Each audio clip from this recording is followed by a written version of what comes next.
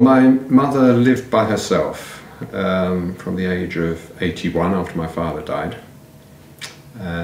Coped pretty well until the last couple of years when she had a bit of help from the local authority on shopping and cleaning and stuff like that. Shortly before her 96th birthday, she broke her hip. She spent 3 months in hospital and rehabilitation and was determined to go back home again. And that was organised for her. They made adjustments to the house to make it easier for her to get around. And they organised carers to come in 3 or 4 times a day. But she hated it, and she couldn't cope, and she was getting more and more stressed. So she wanted to go to somewhere where she would be looked after. So we had to look around and find a home that was suitable for her. The big worry at the time was my mother's health. I mean, she was in a bad way when she was living at home. She was not interested in anything. She didn't know what to do with herself. So we were desperate to find somewhere that was comfortable for her. The home we liked was very expensive, but we knew it was good because it had been used by a friend of mine for his mother. We knew lots about the benefits and allowances and so forth that she'd be entitled to when she was in the home. We just assumed that what we had to do was to sell the house and use the capital to pay her fees.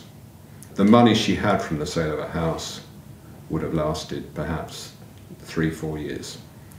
But that seemed quite a long time because she wasn't in particularly good health.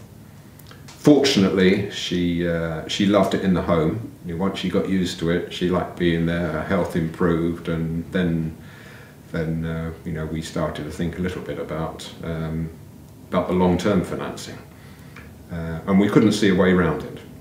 But about 5 weeks after she went into the home, we read a newspaper article that talked about immediate care annuities, and that seemed to us like the best possible thing for us. So we made our investigations and we organised an immediate care annuity. You have to be brave because you've got to write out a big cheque to start with. And you don't know how long your relative's going to live. But you do get the immediate benefit of peace of mind. My mother knew that she could stay in this home for the rest of her life, and we knew we wouldn't face difficult decisions for her once the money ran out. Right from the start, you know that your relative is in a secure position. They can stay in the home of their choice for the rest of their lives. My mother went into the home at the age of 96. She survived until 3 weeks short of her 102nd birthday. For us, it was not only another option, it was far superior to the path we were already on.